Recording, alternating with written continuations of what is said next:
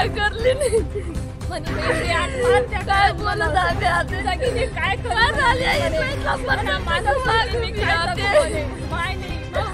नाही ते कशी जगू हिम्मत नाही म्हणे बहिणीला फोन देणार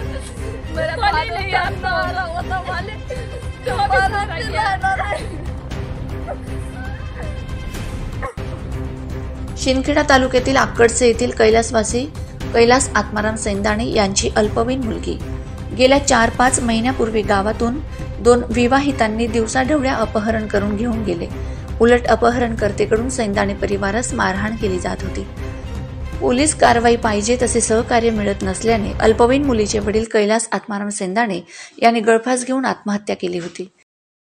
का म्हणे माझी बहीण पडून गेली त्यामुळे चौकशी कोणी केली नाही?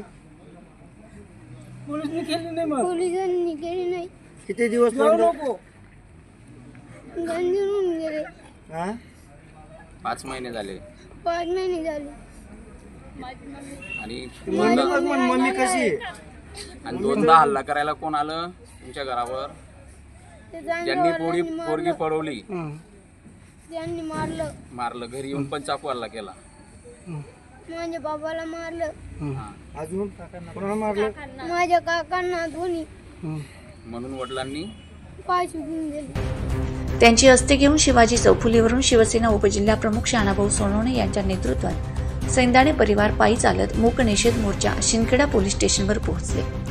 अल्पवयीन मुलीला न्याय मिळावा, सैंदाणे परिवाराला सुरक्षा मिळावी, दोषी अपहरणकर्त्याचा गुन्हा दाखल करून शोध घेऊन कठोर कारवाई करावी या मागणीचे निवेदन पोलीस निरीक्षक बाळासाहेब थोरात यांना देण्यात यावे। यावेळी शिवसेना उपजिल्हा प्रमुख तथा आदिवासी वाल्मिक सेना संस्थापक अध्यक्ष शानाभाऊ सोनवणे, मयतांच्या पत्नी रुपाली कैलास सैंदाणे, मुलगा विनायक सैंदाणे, मुलगी खुशी सैंदाणे, परी सैंदाणे, भाऊ योगेश सैंदाणे, वडील आत्माराम सैंदाणे, काका नारायण सैंदाणे यांसह गावातील समाज बांधव ग्रामस्थ हजर होते। आज काल कैलास आत्माराम सैंदाणे या 39 वर्षीय मुलीच्या पिताने ज्या मुलीचं गेल्या 5-6 महिन्यापूर्वी अपहरण झालं आणि तसा गुन्हा शिरपूरला पण दाखल आहे, दोंडा इथं शिंदखेडा पोलीस स्टेशनला पण दाखल आहे। आज कैलासच्या परिवारावरती ज्यांनी मुलीचं अपहरण केलं त्यांनी 2 वेळेस हल्ले केले। आता हल्ल्याचे व्हिडिओ पण आम्ही पोलिसांना पण दिले, शिरपूर पोलिसांना पण दिले, इथले पोलिसांना पण दिले, SP साहेबांना पण पाठवले, सगळ्या पोलीस अधिकाऱ्यांना पाठवले आणि मीडियाला पण मोठ्या बातम्या आल्या।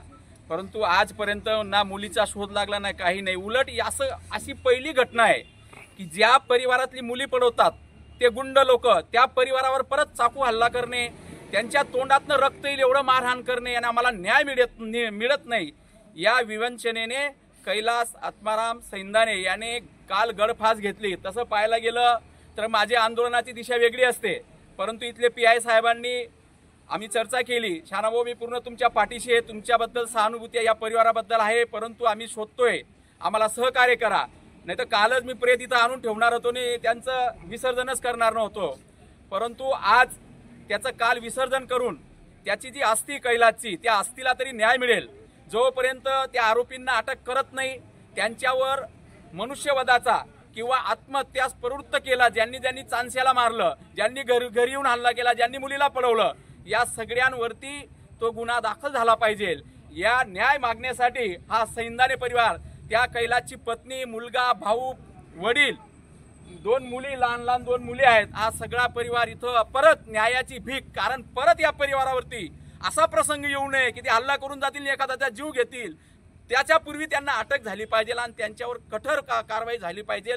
तोपर्यंत या कैलासची जी अस्थी आहे ती अस्थी पोलिसांपर्यंत आम्ही सुपूर्द करतो आणि जेव्हा आरोपी अटक होतील, आमची मुलगी कैलासची मुलगी घरी परत येईल, तेव्हा ती अस्थी आम्ही घेऊन जाऊ आणि तेव्हा तापी मातेला सुपूर्द करू। यासाठी आज हा सैंदाणे परिवार आणि त्यांच्यासोबत आमचे शिवसेनेचे, आमचे आदिवासी वाल्मिक लवे सेनेचे पदाधिकारी, आम्ही सगळ्या त्या परिवाराबरोबर या ठिकाणी त्यांना सपोर्ट, त्यांना हिंमत यावी, त्यांना न्याय मिळावा या उद्देशाने या ठिकाणी आलोय। आज जेव्हा हा गुन्हा घडला 5 महिन्यापूर्वी जेव्हा ही मुलगी अपहरण झालं, तेव्हा गृहमंत्री आदरणीय देवेंद्र फडणवीस साहेब होते आणि आता ते मुख्यमंत्र्याची शपथ घेत आणि परत गृह खातं त्यांच्याचकडे। आता आमची अपेक्षा आहे की या सैंदाणे परिवाराला आता तरी न्याय मिळेल, आणि त्या उद्देशाने आम्ही आलोय। ते आज मुख्यमंत्र्यांची 5:30ला शपथ घेत आहे, परंतु महिला सुरक्षित नाही आहे। लाडक्या बहिणी योजना तुम्ही नाही दिलं तरी चालेल, पण आमच्या महिलांना सुरक्षितता पुरवा, त्यांचं रक्षण करा।